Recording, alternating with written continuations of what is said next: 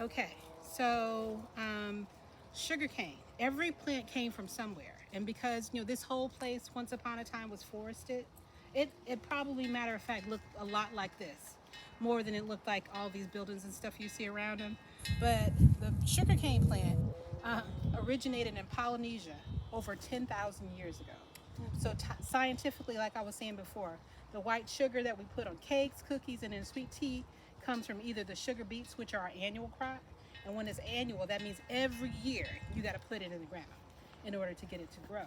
But like sugar cane, like instead of like pulling it out by the roots, like Chad brought here, we can cut it with like loppers or machete, and leave those roots in. So every year it'll keep coming back, just like the bananas. Okay. So that makes it a perennial crop, meaning that it lives more than 2 years. The cane is smashed, and we're about to smash it in this machine to release fresh cane juice that has many nutritional benefits. And Stephanie, who brought me this, is like our herb specialist. So we have a video right now on our Instagram and social media talking about all the health benefits of cane juice. Yeah. So before white sugar is produced, when you first cook the cane juice, the first boil produces sweet cane syrup, and that's what we're going to taste today.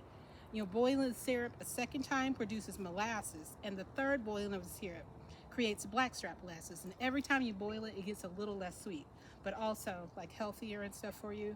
And this natural syrup is what our parents and grandparents would eat on pancakes and biscuits. I told you I was 50 years old. I remember being a 5-year-old kid eating pancakes with a syrup that tastes just like what we grow now. As delicious as sugar tastes, imagine being an enslaved West African working from 4 a.m. till sunset every day, for no money, awful treatment, and early death, because the folks who, with those machetes and those long hours, folks who were enslaved on cane plants died.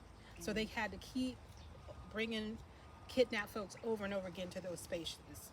And that's what enslaved West Africans faced growing and processing sugarcane in the Caribbean. Enslaved Africans would harvest over 13,000 pounds or 6 tons of sugarcane each day with machetes. And then others would spend like 24 hours. There was a 24-hour boiling house that turned that crop into sugar, molasses, and it also, like if you heard of rum, that's alcohol that's made from sugarcane. Sometimes mean slave owners would force those kidnapped people to wear gags in their mouths so they couldn't eat sugarcane while they were working all day. 11 million people were kidnapped from Africa by 1800, and more than half, 6 million, worked in sugarcane fields in the Caribbean. Around that same time, a Haitian revolution occurred where enslaved people fought their captors, and that uprising was led by Francois Dominique Toussaint Louverture. He was an informally enslaved man who worked, or was born and raised, and worked his way to freedom on a sugarcane plantation. He led the successful uprising that began in 1791 and ended in 1804. But before the revolution ended, Louverture was tricked into going to Paris to negotiate a deal for their freedom. Like the same way he bought his freedom, he wanted that freedom for all of his enslaved brothers and sisters. Let me take this mask off.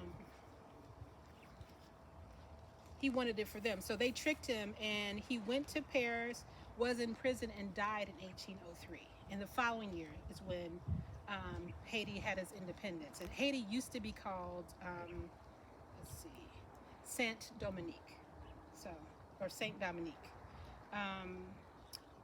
To keep its freedom, Haiti agreed to pay reparations. We talk about reparations a lot.